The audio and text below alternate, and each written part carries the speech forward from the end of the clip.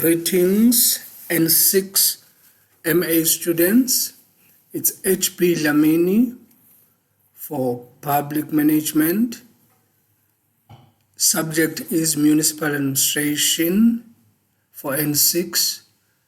The topic we're covering here now is control over municipal authorities. The reference material is just the book, Municipal Administration book N6, as well as students must also bring Municipal Administration book N6 so that you'll keep on referring to it. Our introduction starts with the quotation by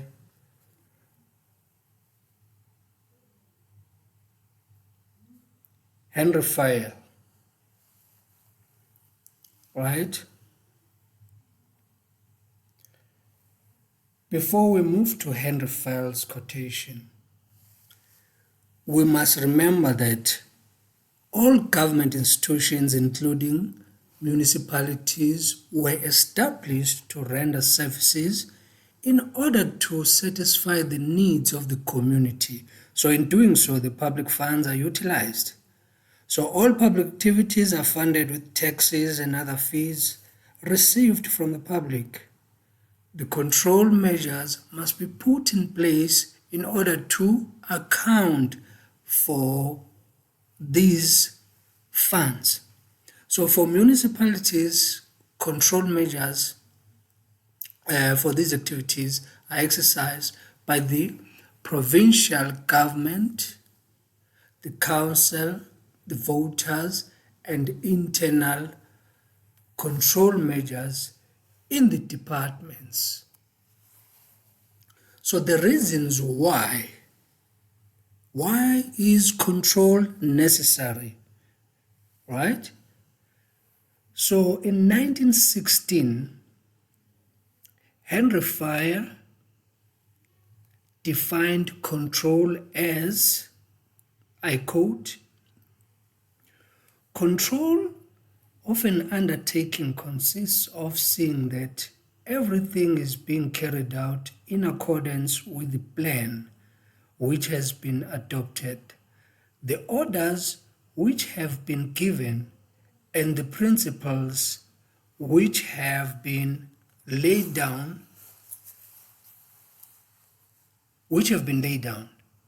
Its object is to point out mistakes in order that they may be rectified and prevented from recurring."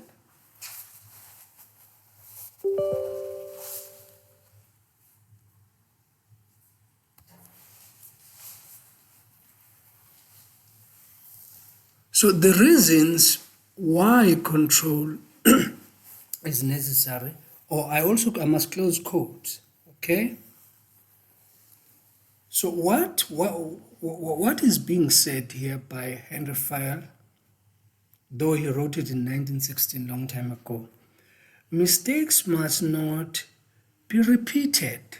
At the same time, you'll hear people saying, we learn by mistakes. We learn by mistake all the time, right? So now for them, mistakes not to be repeated. You must learn, you must make sure that you make control measures which will help you, okay? So there are external control measures as well as internal control measures. So the external control are exercised by national and provincial government. Reasons being that the municipalities, which is the third level of government, are authorized through provincial, which is the second level of government, and national, that is the first level of government. So that is by policies to provide services to satisfy the basic needs of the community. Municipalities receive funds from higher authorities. Which higher authorities? That is the national government and the provincial government, in order to carry out these services. So after funding to the municipalities, these authorities will keep a watchful eye over those funds which were transferred to the municipalities, in that those funds must do what was suggested, or what was said by what was instructed, the instructions by the national or the provincial, that so much money will be transferred and you will be doing this and that. So they will keep a watchful eye to see that those funds are doing that particular thing. Types of external control, that is for national and provincial, who are controlling over the following. It's legislation of financial authorities, finances, personnel and personal groups, administration, that is daily activities, municipalities acting as agents for national government. So on page 83, you'll find the details of all this, about all of this. And I think it will help you to make sure that you go through that. Provincial ordinances place some restrictions on municipalities with regard to the appointment of officials as follows. Officials cannot state the salary they are willing to work for. For example, if you are being hired or appointed by the municipality, you are not expected to go there with high expectations and demand that you need so much for that particular job you are going to work. That is not acceptable. So former councillors cannot be appointed unless certain period has expired, right? Non-South African citizens cannot be appointed without the approval of a premier. For example, you need a person with certain expertise for the municipality, say he's from outside South Africa. That person may not be hired or may not be appointed unless approved by the premier of the province, that is the provincial government.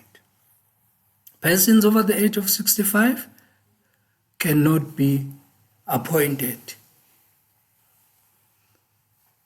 Full-time workers cannot undertake other work for remuneration without permission. Methods of external control.